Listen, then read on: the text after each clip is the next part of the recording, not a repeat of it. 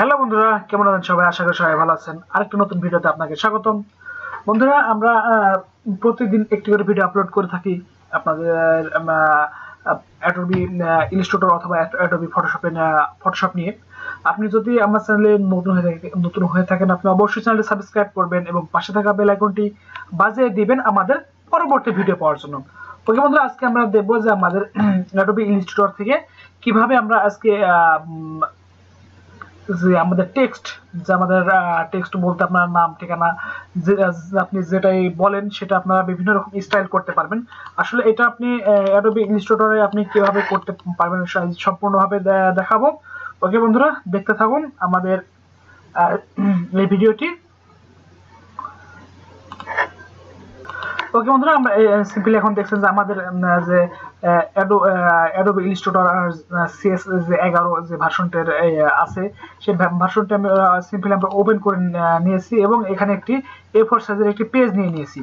আর ওকে বন্ধুরা, আপনাদের কাছে যদি অ্যাডোবি ইলাস্ট্রেটর CS11 যদি না থেকে থাকে, আমার ডিসক্রিপশন বক্স ফলো করেন, সেখানে লিঙ্ক দেওয়া আছে, সেখান থেকে আপনারা সম্পূর্ণ ফ্রিতে ডাউনলোড করতে পারবেন। ওকে, আমরা সিম্পলি যে আমাদের যে টুলসটা আছে, সেই আমাদের টাইপ টুলটা, সেই টাইপ টুলটা আমরা নিয়ে নিছি এবং এখান থেকে আপনাদের যে অপশনটা থাকতে হবে সেটা হলো প্যারাগ্রাফ অপশন। আপনি কন্ট্রোল যদি ট্রি প্রেস করেন তাহলে আপনার প্যারাগ্রাফ যে অপশনটি, সে অপশনটি আপনার সম্পূর্ণভাবে এখানে কিন্তু চলে আসবে আপনি কন্ট্রোল ট্রি প্রেস করলে কিবোর্ডে। ওকে, আমি এবার আমার ফন্টটা আমি একটু বাড়াই নিলাম।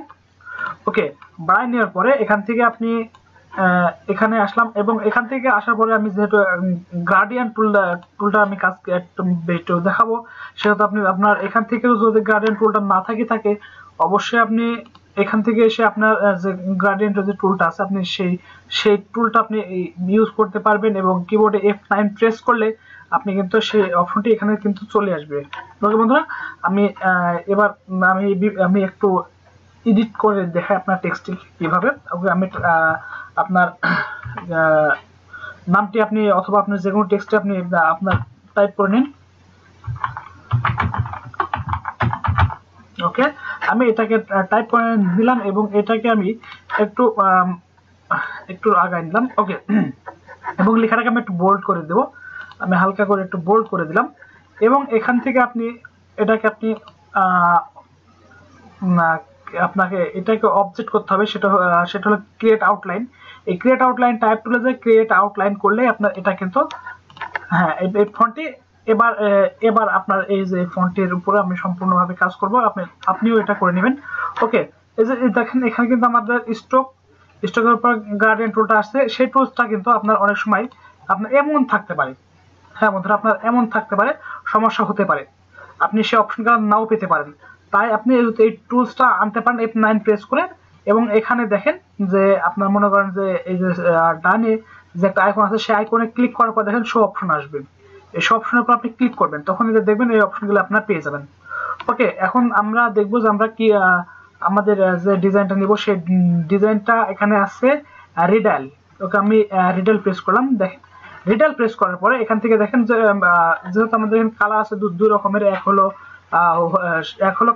কালো কালার, এক হলো হোয়াইট কালার। এখান থেকে আপনি যদি কালার দেন, এখান থেকে বিভিন্ন রকমের দেখেন কালার আসবে এবং এখান থেকে যেহেতু এখন লাইনার করেছে, এখন আমি রিডাল করে দিলাম, দেখেন কালারটা কেমন হয়। এখান থেকে কিন্তু দুই রকমের অপশন আছে, আপনার দুই রকমের স্টাইলটা কিন্তু হবে দুই রকমের। আপনি এখান থেকে যে অপশনটি দিবেন সেই অপশনটাই আপনি এখান থেকে করে নেবেন। ওকে, আপনি রিডাল হলে আমি রিডালটা করে দিব, কারণ রিডালটা একটু বেশি ভালো লাগে। এরপরে আপনার এখান যে কালার আছে সে কালারগুলো আপনি করে নেবেন এবং এখান থেকে দেখেন আপনার এখান থেকে যে আপনার এই যে কালার বারে যে আপনার যে অপশনগুলো আছে, অথবা আপনার এখানে যে চিহ্নগুলো দেখতে পাচ্ছেন, সেই চিহ্নগুলো আপনি যত আপনি এদিক ওদিক করবেন দেখবেন কালারগুলো অনেক চেঞ্জ হবে।